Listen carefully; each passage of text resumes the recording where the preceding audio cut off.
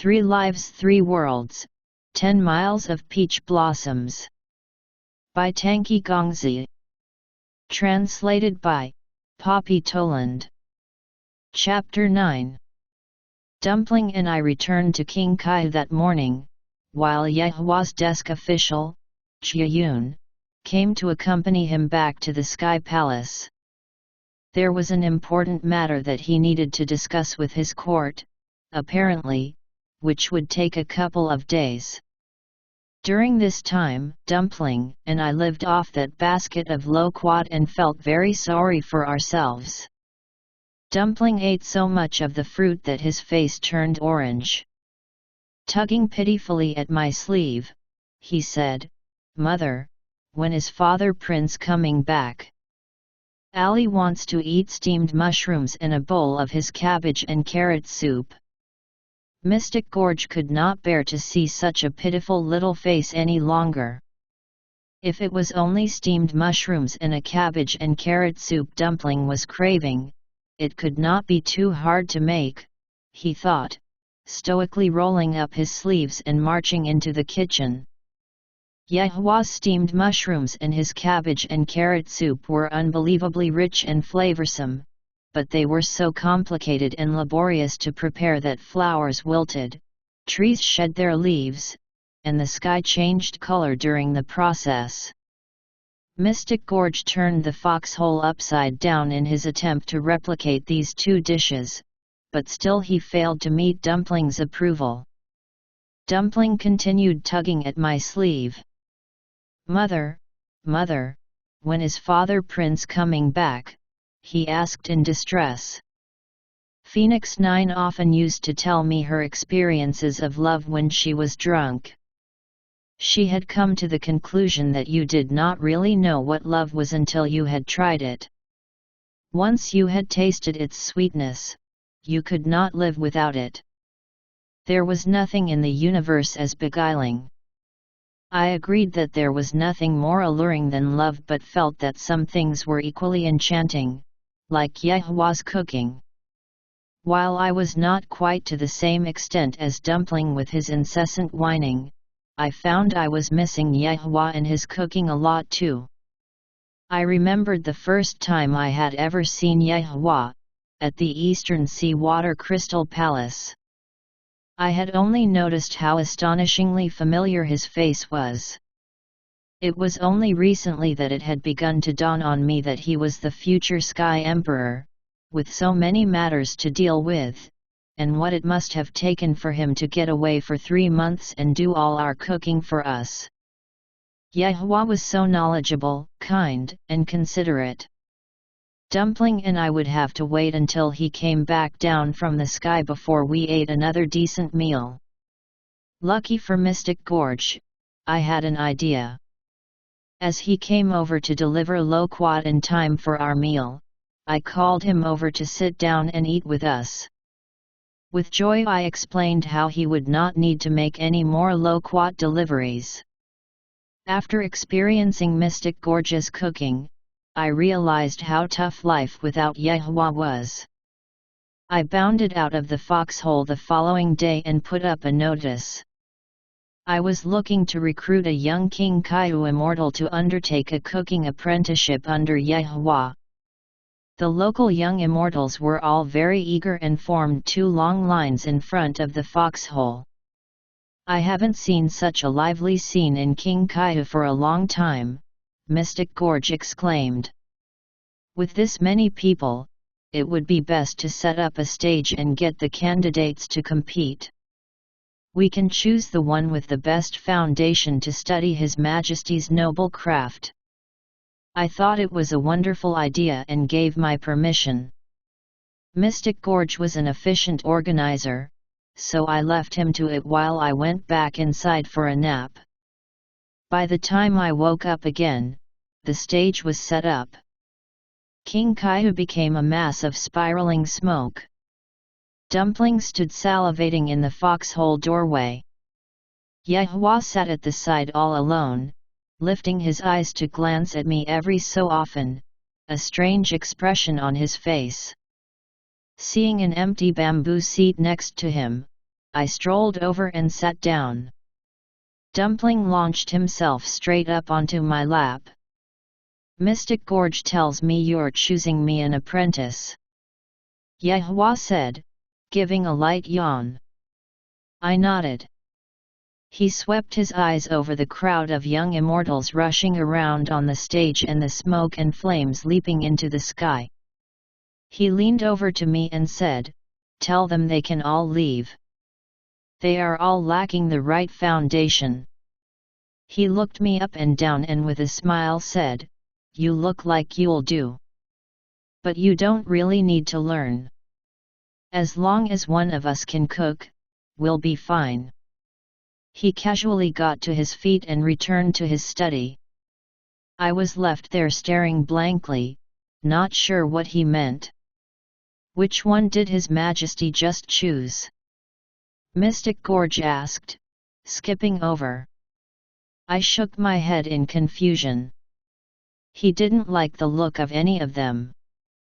He said to send them all away. One morning a week or so later, I was nestled up in Yehua's study, flicking through a book of folk stories and crunching on sunflower seeds, while Yehua sat with a couple of files in front of him, working through a pile of documents. I suspected that the old Sky Emperor had already started to enjoy the comforts of retirement. He no longer seemed to be attending to any of his matters, and the day-to-day grind had fallen entirely onto his grandson's shoulders. The lotus flowers in the lake outside the window were fully open and looked stunning.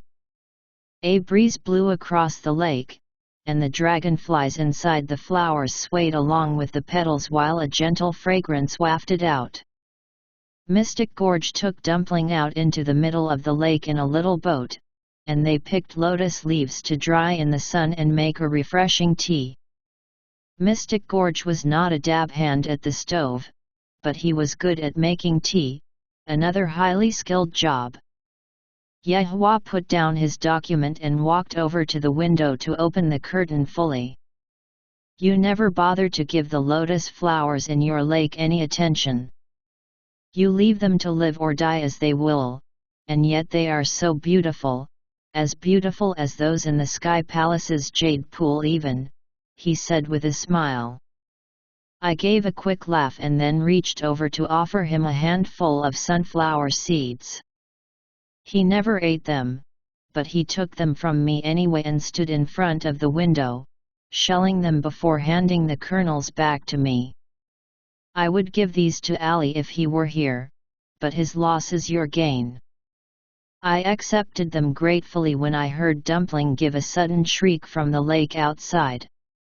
I stuck my head out the window to see Mystic Gorge rushing off the boat. It looked from his reaction as if King Kaihu might be under siege.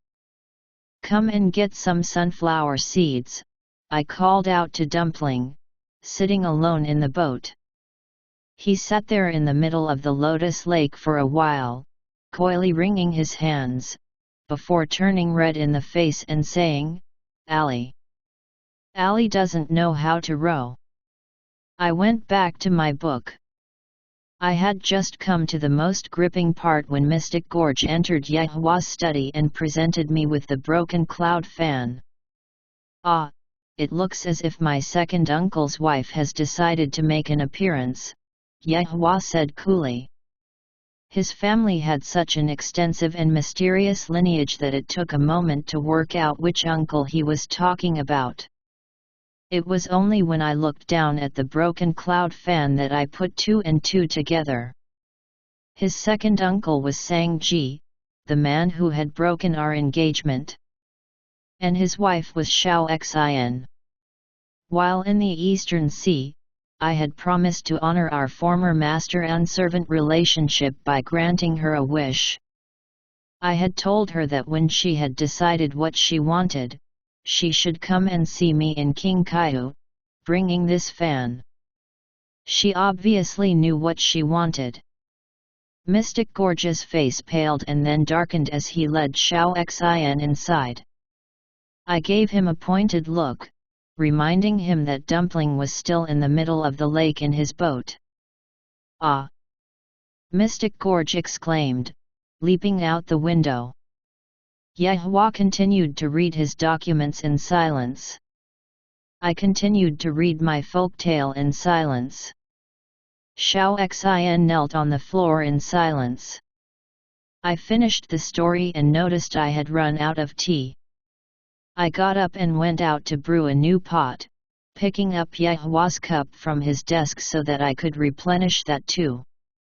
When I came back with the tea, Xiao Xin was still kneeling there in silence. I took a sip of tea and watched her with bemusement. You've come to see me, so I expect you've decided what to ask for. Why not just come out and say it? She lifted her head, glanced at Yahua, and bit her lip.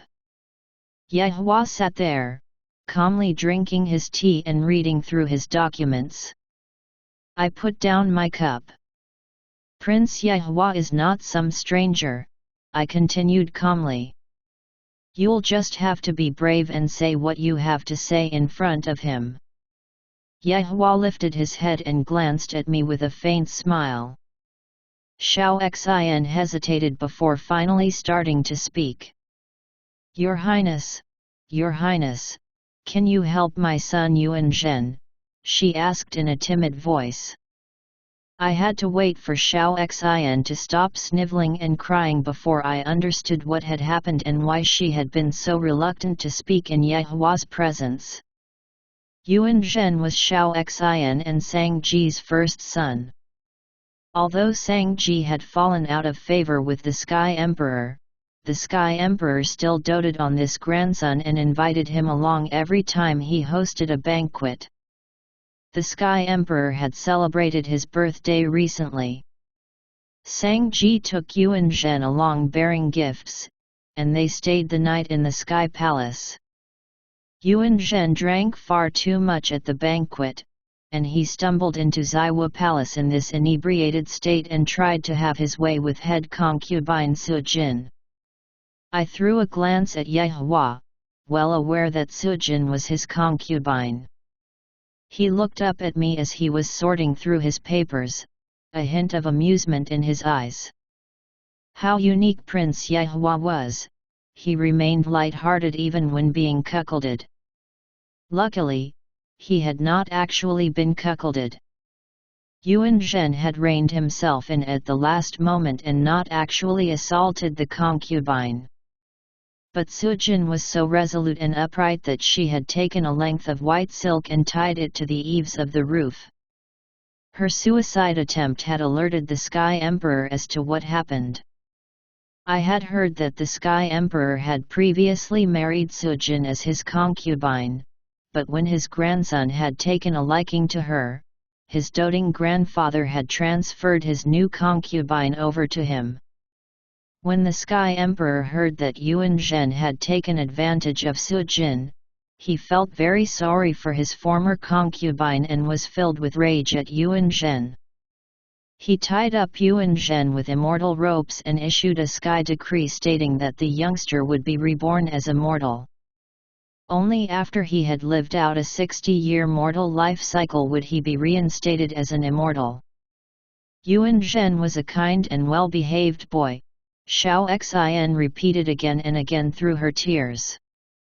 He was so caring and careful that when he was out walking, he would make sure not to step on a single ant.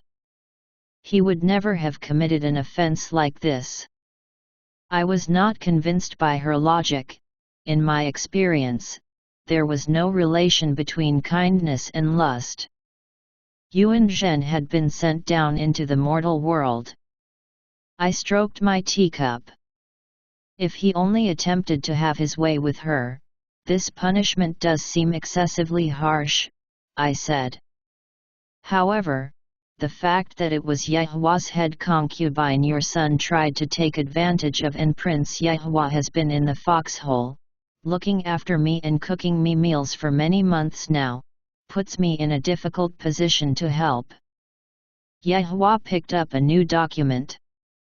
You don't have to worry about my feelings, he said flatly. I agree that Yuan Zhen's punishment has been excessively harsh. I was shocked. But it was your head concubine he was lusting over. I have no head concubine, he scoffed. He stood up to pour out some more tea, taking my teacup to refill too. I was even more shocked. The rumor within the 4 seas and 8 deserts was that Yehua loved and doted upon head concubine Su Jin. Could it all have been just hearsay? It was not a particularly difficult favor Xiao Xin was asking of me. She had found out that Yuan Zhen would encounter his big calamity when he was 18 in his mortal form, and that it would cause him a lifetime of suffering. She begged me to help him through this calamity and help alter his destiny so he could live out his mortal life in peace. She was wise to come to me, as I was in a strong position to help. All immortals had the ability to change a mortal's fate, but godly etiquette restricted us from doing it, which meant that even when an immortal was capable of helping in this way, they had their hands tied. But the Sky Emperor owed the Bai family a favor that had not yet been repaid. If I went before him and asked him to grant me a small favor like this, the Sky Emperor was certain to turn a blind eye to the fact that I would be violating godly etiquette, which would be half the problem solved. Yuan Zhen had been reborn into an imperial Song family as Song Yuan Zhen. When he turned 12, he was chosen as heir to the throne. He was fortunate and never wanted for anything, but at age 18 he was fast approaching his calamity. Yuan Zhen's mortal world mother was a strange woman. She was the only daughter of the emperor's tutor and had been sent to the palace when she was 15 to become an honored imperial concubine, a distinguished and prominent position. After giving birth to Yuan Zhen, she decided she wanted to be a nun, and there was nothing that the emperor could do to dissuade her. The emperor had begrudgingly found her a solitary mountain behind the imperial city on which he had built her a Taoist temple, where he had left her to her devoted religious practice. When she became a nun, her son usually would have been adopted by the empress and continued to be raised in the palace.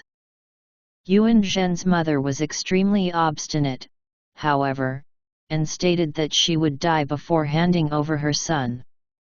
She took Yuan Zhen to live in the Taoist temple with her until he turned 16, after which time he was sent back to the palace, accompanied by a Taoist nun. This nun was Yuan Zhen's mortal Taoist master, but she was also a serving girl working for the Northern Sea Emperor, Yuan Zhen's real father, Tangqi, who had sent her down to the mortal world to watch over his son. When I went down to the mortal world to protect Yuan Zhen and help him through his calamity, I would be replacing this Taoist master of his. I saw Xiao Xin out and then started to make a plan. First I needed to go to the South Pole Emperors to meet with Si Ming the Star Prince and see if I could pull any strings. I needed to find out the exact day and hour that Yuan Zhen's calamity would befall him and how it would happen.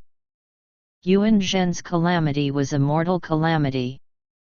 Unlike the sky calamity gods had to pass through, which, once in motion, had to be played out, mortal calamities could simply be averted. I was not on close terms with the South Pole Emperor and had never even set eyes on the 6-star princes who worked for him. I made the rash decision to go there anyway, knowing that there was no guarantee they would grant me the favor. Si Ming the Star Prince has a strange temperament, and even the Sky Emperor would find it hard to get his hands on his destiny notebook to have a look, Yehua told me as he sorted through his documents. I don't think you will have much luck going there without giving prior notice. I looked at him and frowned. He paused, sipped his tea, and said, "Actually I might have a way, it's just He gave me a kind and serious look. "If I help you get the destiny notebook, you must promise me one thing," he said with a smile. I looked up expectantly. "You must allow me to seal off your magic when you're down in the mortal world," he said calmly. What did you think I was going to say? Altering the content of the Destiny Notebook contravenes immortal rules. Even if the Sky Emperor turns a blind eye, any magic you use to change fate you could suffer magic backbite from. Your understanding of this is probably better than mine. Getting magic backbite more than once or twice is very serious, even if you are a goddess. What if the backbite occurs when I'm about to succeed to the Sky Throne and you are about to become Empress? On their accession to the Sky Throne, the Sky Emperor and Empress had to endure 81 blasts of wildfire and 9 blasts of thunder. Only after this were they allowed to preside over the 4 seas and 8 deserts. This was the way it always had been. The consequences of backbite from your own magic at this moment would be severe. I considered the implications, and realizing that he was making a lot of sense, I gave him my permission. After agreeing, something else occurred to me. "But we aren't even married yet," I said. "If you succeed to the Sky Throne soon, I won't succeed with you anyway. We have to be married before I can become Sky Empress." He put down his teacup and stared at me, and gave a sudden laugh. "Are you upset with me for not mentioning marriage earlier?" Hearing him laugh like that caused a pearl of cold sweat to drop from my forehead and roll down my face. I gave an awkward laugh. "Nothing of the sort. I meant nothing of the sort." Yehua was used to having hundreds of pressing matters requiring his attention, and by the next morning he presented me with Siming the Star Prince's Destiny Notebook. After he had told me how precious and coveted this Destiny Notebook was, the most I was expecting was some handwritten copies of the relevant content, even though Siming did owe Yehua a favor. I had not imagined that he might bring me the genuine article. Yehua handed me the notebook with a sigh. I flicked through to Yuan Zhen's fate and gave a sigh too. What a convoluted, up and down, mixed bag of a fate it was. According to the Destiny Notebook, between his birth and his 18th birthday, Yuan Zhen's life was very peaceful. His misfortune began on the 1st of June of his 18th year. The 1st of June was the Vedic Dharma festival, and the Sky Emperor made a trip to the Suyu River to celebrate with his subjects. He led a large procession of nobles and honored concubines, which included Yuan Zhen too. At noon on the dot, a little pleasure boat floated gracefully into the middle of the Suyu River with a beautiful woman inside, her fine and delicate features half obscured by a circular fan. In the midst of this harmonious and happy scene, a giant peng bird suddenly swooped down through the sky and took the little boat in its talons, tugging and clawing at it. The boat capsized, and the beautiful woman turned pale with fright as she splashed down into the water. Yuan Zhen had lived in a Taoist temple all his life and was extremely kind-hearted. Being a strong swimmer, he jumped straight into the river after this beautiful woman and saved her from drowning. Their eyes met through the glittering water, and they fell in love. Unfortunately, it was not just Yuan Zhen who lost his heart to this woman. Her beauty bewitched everyone at the scene, including Yuan Zhen's father, the emperor, who also fell instantly in love with her. The emperor wrapped this bedraggled beauty up in a blanket and took her back to the palace with him. Yuan Zhen felt anguished and indignant, but he managed to conceal his melancholy.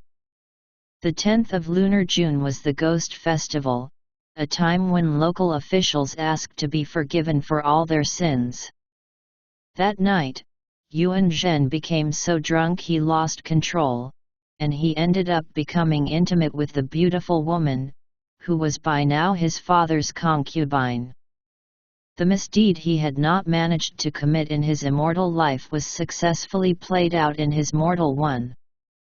Despite his misdeed, Yuan Zhen was actually a filial boy, and waking up to the cold light of day the next morning and recalling his night of joyful congress with his own father's concubine, the guilt hit him hard, and he fell seriously ill.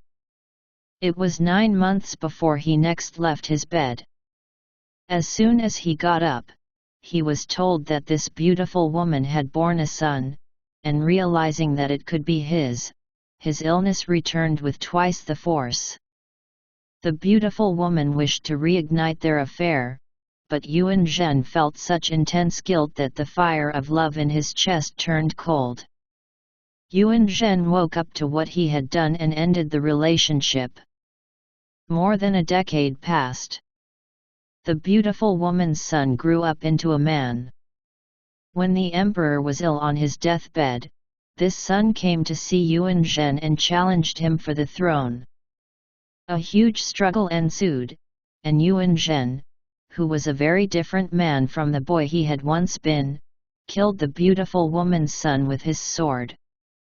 When the beautiful woman heard the news about her son, she hung herself, leaving a note telling Yuan Zhen that the boy he had killed belonged not to the emperor, but to Yuan Zhen himself. Yuan Zhen thought about slitting his own throat, but he was the last male heir to the dynasty and had no choice but to carry on living. He sat on his throne, his chest filled with an unbearable sadness. He lived with this misery until he was 60 years old and could finally be laid to rest. The beautiful woman who fell into the lake had clearly been Yuan Zhen's mortal calamity. I read all the pages of the notebook relating to Yuan Zhen's fate 7 or 8 times. Everything seemed to have been organized seamlessly, except for the appearance of the giant peng bird. Did giant peng birds actually exist in the mortal world? Yehua placed the documents he had already read under a paperweight and took a leisurely sip of his tea. The giant peng bird was borrowed from the great Buddha of the Western Paradise. He paused, tugged, and sighed. Si Ming seems to seriously have it in for this boy. My second uncle, Tangqi, must have built up some bad blood over the years. I started to tremble. I had not imagined that Si Ming might be one to bear a grudge. Planning a great drama like this had been no mean feat. If I were to crash my way into the middle of it, changing the fate of one of its characters and messing everything up, who was to say he would not start to resent me too? Yehua took the notebook back, glanced over at me, and smiled. What are you worried about? He still owes me a big favor. I thought it all through carefully before leaving and reasoned that the simplest way to help Yuan Zhen dodge his calamity would be to persuade him to feign illness on the first day of June and miss the Suya River trip. No magic would be required then, and if there was any sign of danger, I could just hide. Even if I did not manage to hide and got a scratch or two, it was not going to be anywhere near as damaging as magic backbite. I took Yehua's advice and let him seal off my entire supply of immortal magic. I dropped down into the mortal world, where I was met by the immortal attendant who Tangqi had sent down there to watch over Yuan Zhen. If I was to replace her and become Yuan Zhen's second Taoist master, the first thing I needed to do was win over his elderly mother. The Northern Sea immortal attendant had done a good job of protecting Yuan Zhen and ensuring his safety up to this point. Yuan Zhen's mother really looked up to this first master of his. Her words and actions were all incredibly respectful, treating her as if she were indeed some supreme otherworldly being. This young immortal servant took me over to meet Yuan Zhen's mother. Running her hand up and down a horsetail whisk, she said, "Every banquet must come to an end, and my earthly bond with His Majesty Yuan Zhen has reached the end of the road. I am not one to just leave, however. Luckily a fellow esteemed Taoist master who has been wandering the world recently happened upon our sacred land and has grown to love the place. I have asked her to oversee and protect His Majesty in my place." This master spent hundreds of years of seclusion in her temple. The fact that fate has led her out of her temple and allowed her to meet Yuan Zhen, giving them this opportunity to become mistress and apprentice, is a rare stroke of good luck for His Majesty. Coming so highly recommended, Yuan Zhen's mother embraced me wholeheartedly and called Yuan Zhen over straightaway and got him to praise me as his new master. When immortals were reincarnated as mortals, they usually retained an element of their immortal bearing. Yuan Zhen was no exception. Even though he was only 18, he already had the elegant and graceful bearing of an immortal. He bowed down graciously in front of me, and before we had even performed his apprentice ceremony, he was already calling me master. I looked him up and down and gave a satisfied nod. "You seem to have good immortal foundations. I would be happy to take you on as my apprentice." Yuan Zhen's mother was overjoyed. I accompanied Yuan Zhen back to the Eastern Palace, where the eunuchs in charge assigned me to a quiet courtyard. It suddenly dawned on me that I had successfully managed to infiltrate myself into the great drama set up by Si Ming, the star prince of the ninth sky. I heard a couple of female palace attendants gossiping inside Yuan Zhen's palace the next day. They were talking about how happy the emperor had been yesterday morning when he heard that his son's Taoist nun had finally left. By that afternoon he found out that she had been replaced by another Taoist nun, and he became extremely angry. He spent the whole evening in a foul mood, and this morning he was still seething and had been taking it out on innocent officials. The emperor's anger was understandable. He had a very weak lineage, and despite working hard to remedy this, Yuan Zhen was still his only son. He wanted his son to help to take an interest in national affairs and contribute to the country, but these Taoist nuns arriving one after another were teaching him how to live like a recluse instead. The emperor was not to know that neither Yuan Zhen's old master nor I was recruiting Yuan Zhen as an apprentice in order to help him cultivate the spiritual energy needed to become an immortal. Yuan Zhen was a fallen immortal after all and had no need for spiritual cultivation practice. The emperor had no idea about my actual mission and was in no great hurry to meet me. I spent a whole week at the palace without even setting eyes on him. Yuan Zhen was making very good progress as an apprentice. He seemed to want to make use of me and would turn up every day with a pile of Taoist texts in his arms and pester me with difficult questions. The books on profound theory gave me the biggest headache, and every time we discussed it, it zapped 3 years off my supply of immortal cultivated energy. It was still 1 month until the 1st of June. After spending a couple of days with Yuan Zhen, I worked out what I needed to do. Yuan Zhen came across as a modest, cautious, and amiable apprentice, but he had an immature mind and found everything new and exciting. If you told him to head east, he might set off toward the east, but as soon as your back was turned, he would turn around and head west instead. That was how he was about everything. If I were to deal with his calamity using a direct approach, I would simply urge him not to go on the trip to the Suyu River. He would be certain to ask me why, however, and any reason I used to dissuade him would only end up piquing his curiosity and might well lead him to tag along secretly with them without my knowledge, just to see what would happen. Many of life's joys and sorrows were caused by seeing what would happen. The direct approach would not work. I had to rethink things. Yuan Zhen's situation needed to be handled in a more careful and subtle way. What if when the time came for the beautiful woman fate had chosen to hurt Yuan Zhen to fall into the water, I leaped in to save her first? Oh, but what if there was a shift in fate and she fell in love with me instead? How would that work out? No, it was no good, no good. What if when the time came, I had gathered together a few other women, and when the beautiful woman showed up, I arranged for them all to sit with her in the little pleasure boat on the Sui River. They would be jumping off left, right, and center, and Yuan Zhen would be unable to save the beautiful woman from the pages of the Destiny Notebook. Oh, but what if Yuan Zhen rescued another woman, but the destiny in the notebook transferred the other woman's fate to this new woman?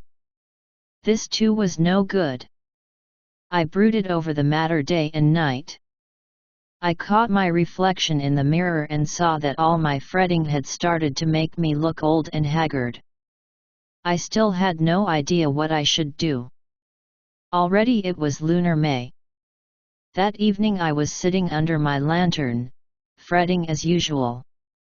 I pondered this matter until late in the evening, when I decided it was time to get some sleep. I opened my eyes to extinguish the candle, but as I did I saw Yehua, who should have been in King Kaiu, strolling over with a cup of tea in his hand and a serious expression on his face. I hesitated a while, convinced I must have fallen asleep and started dreaming. He took a sip of tea and gave me a suggestive smile. I haven't seen you for a long time, Qian, and I've been missing you terribly. Have you been missing me too? I gave a jolt and leaped from my chair. He supported his chin in his hand and looked at me with bewilderment. Have you become crazed with joy? Don't go to bed just yet, he said with a laugh. I've got something important to tell you. Can you guess which immortal has been reborn as Yuan Zhen's mortal world father? I was feeling very tired. Which immortal has been reborn as his father? Well, it's not your grandfather, the old Sky Emperor, that much I know for sure, I said flippantly. He turned and sat down on the edge of my bed to stop me from lying down. He gave the space next to him a casual pat. I hesitated before sitting down. He picked up a cup of tea from the table. Wake yourself up a bit, he said, passing it to me. No, it's not my grandfather, but you're not far off. It's someone I'm sure you're familiar with. He had my full attention now. It's Emperor Donghua, he said slowly. I snorted the tea out through my nose. Could Yuan Zhen's mortal life father actually be Emperor Donghua? That was a familiar one to me. My niece Phoenix 9 had held unrequited love for Emperor Donghua for over 2,000 years. Whenever she was drunk she would whisper on and on to me about Donghua this, Donghua that. Even now I could bring to mind everything she had told me about him as if it had happened to me personally. During the age of primal chaos, Emperor Donghua had been overlord of the sky and earth. Now he was the head of the immortal audience, and although his position in the Sky Clan was beneath that of the Sky Emperor, the Sky Emperor had to consult with him before making his decisions. I had heard that Emperor Donghua had gone to the 13th Sky Taichan Palace recently, where he was keeping a low profile, looking after the immortal Book of Records. All the alluring she-goblins and mortals who had cultivated enough spiritual energy to turn into immortals needed to notify him, and all immortals needed to praise him before they could ascend to the rank of god or goddess. Emperor Donghua was always very calm and detached. He sought and desired nothing and remained blank-faced and indifferent toward others. Father rarely praised anyone, but once I heard him say, "There are so many immortals in the 4 seas and 8 deserts, but no one has an immortal bearing like Emperor Donghua." When Phoenix 9 was still a little fox cub, she used to be extremely plucky, even before she had fully developed her immortal powers, and she would often run out of Second Brother's cave and scamper around stirring up trouble. Once when she was doing this, a tiger spirit tried to kill her. Just as the spirit was about to pounce, Emperor Donghua turned up and he saved her life. As Phoenix 9 grew older, she developed a deep affection for Donghua, which led her to demean herself. For a few hundred years, the poor thing dropped well below her rank and acted as Donghua's immortal servant in his Taichan palace. Donghua treated her with indifference, which she found extremely upsetting. It was only a few decades ago that she finally managed to relinquish her affection for him. I was astonished that Emperor Donghua, such a powerful, unyielding, upright man who was unswayed by riches or lust and free from any kind of scandal, had somehow committed such a terrible offense that he had been cast down into the mortal world as a punishment. Yehua leaned back against the bed rail. Emperor Donghua wasn't sent down to the mortal world as a punishment from the Sky Emperor. He went of his own accord, he said with a laugh. He wanted to have a proper experience of mortal life.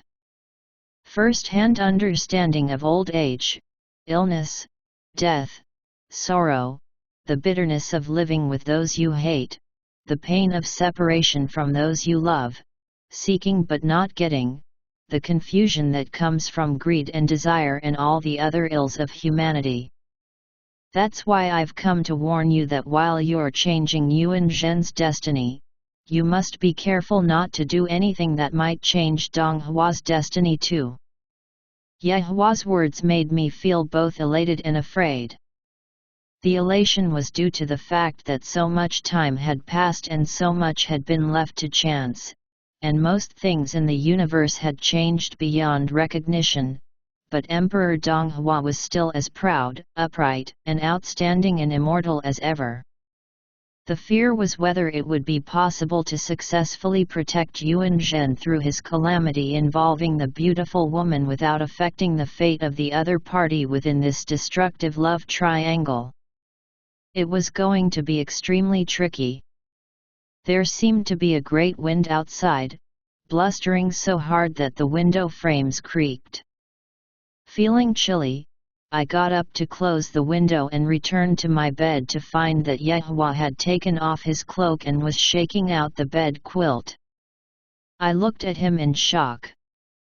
He skillfully made the bed before turning to me and asking, "Which side do you normally sleep on, the inside or the outside?" I looked first at the bed, then at the floor. "I'll just sleep on the floor," I said earnestly. "If I had bad intentions toward you, it wouldn't matter if you were sleeping on the floor or the bed. I would still get my way," he said airily. "If you had your magic at your fingertips, we could fight it out together and both end up the worse for wear. But oh, I've sealed off your magic powers, haven't I? From the way you're behaving, Qian, my guess is that you don't trust yourself."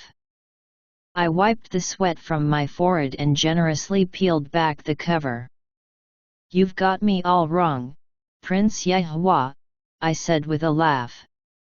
"I was just worried you'd be uncomfortable sleeping in such a small bed. You choose which side you want." "I usually sleep on the outside." He looked at me and gave a faint smile. Can I trouble you to blow out the candles in that case? With Yehua on the inside of the bed and me on the outside, we finally drifted off to sleep. The courtyard I was staying in was called Purple Bamboo Garden, which contained a thick forest of bamboo, living up to its name. It was cool at this time of year, and this evening particularly so. All we had was one thin quilt between us, which Yehua and I were forced to share along with the bed and the pillow. I lay on the edge of the bed with my back to him, my arms and legs outside the cover, getting cold, and without my immortal energy to protect myself, I was soon shivering. Yehua's breathing became long and deep, and it sounded as if he was already asleep. His body smelled faintly of peach blossoms, which was driving me slightly crazy. I wondered when this long night would come to an end. Yehua turned around. I shifted toward the edge of the bed. Do you want me to sleep with my arms wrapped around you? Yehua asked from behind me. I was too surprised to respond. He turned around without a word, and I reflexively continued to move away from him until I dropped off the edge and landed on the floor with a thump. He gave a chuckle. I was just thinking to myself that if I didn't put my arms around you, you might roll off the bed, and sure enough that's exactly what happened. This bed is just too small, I said with frustration. He reached out to scoop me up off the floor and pushed me to the inside of the bed. You're right. The bed really is too small, he said sarcastically. Even though when we're lying flat on our backs, there is enough room between us to sleep 3 or 4 people, it really is too small. I gave a chuckle. The inside of the bed provided terrain that was easier to attack from than to defend, and I found it even harder to fall asleep. Yehua was lying very close to me, and that peach musk of his wafted over, providing worse torment than the netherworld's 18th layer of hell. Just as I was sighing to myself, Yehua leaned over and looked right into my eyes. I looked back at him in astonishment. I've just remembered something I wanted to ask you, he said calmly. I held my breath. Qian, do you know the goddess Yin? I gave a start and pulled the quilt farther up. Oh, Moyuan from Mount Kunlun's 17th apprentice. I've heard of him, yes, but I've never met him. After the demon clan revolt 70,000 years ago, he and Moyuan were said to have gone into seclusion together. Yehua gave a sigh. I'd thought you might know a bit more about him. Are you implying I have some hidden secret? I asked with a yawn. The Sky Emperor was still heir to the throne during the time of the demon clan revolt. When I was small he often used to tell me I looked just like Moyuan. I nodded to myself in agreement. It wasn't just his face, but his physique too. There's nothing about this written in the history books, but according to the Sky Emperor, Moyuan was obliterated during the demon clan revolt, turning to dust flying and flames dying. Yehua continued. That means there was absolutely no way he could have gone into seclusion with Yin. The old Sky Emperor sent 18 high-ranking immortals to Mount Kunlun to arrange Moyuan's funeral, but Yin chased them off with his fan. Soon after, Mount Kunlun's first apprentice reported the disappearance of both Yin's and Moyuan's immortal bodies. I gave a gasp. Oh, really? I said, feigning surprise. I felt a dull ache in my heart. He nodded. There's been no sign of Yin for 70,000 years. But recently I heard that Demon Emperor Li Jing has been searching high and low for this Si Yin. Yesterday one of his servants gave me a portrait of Si Yin, which he said was painted by Li Jing the Demon Emperor. My heart started hammering. Qian, when I saw it, I thought it was you dressed as a boy. Well, that's the stupidest thing I've ever heard, I said in an attempt to sound shocked. If that's true, that means there are 2 people walking around the 4 seas and 8 deserts looking just like me. I'm not familiar with this Si Yin, but Demon Emperor Li Jing's wife is connected with my clan. She's my sister-in-law's youngest sister, and she could almost be my double. He pondered it for a while. Is that so? He said finally. I'll pay them an official visit if I get the chance in that case. Ah, will you now? He smiled. I can almost hear you grinding your teeth. Even if your sister-in-law's little sister does look like you, she almost certainly wouldn't have your charm. I looked up to the top of the bed curtain and gave some offhand response. His ability to use such obvious flattery without even blushing meant that he must have been very practiced at it. It was admirable, really. Yehua did not say any more about it, and very soon he was asleep. He had a pleasant sleeping manner, not snoring, grinding his teeth, or thrashing his limbs. I stayed awake for a long time, and it was only in the middle of the night that I finally became drowsy enough to nod off. In the hazy space somewhere between sleep and waking, I suddenly recalled an important fact. Just as I was about to consider it further, it drifted out of foggy mind and floated away. During the night I felt as if a pair of ice-cold hands was gently stroking my eyes. End of chapter 9.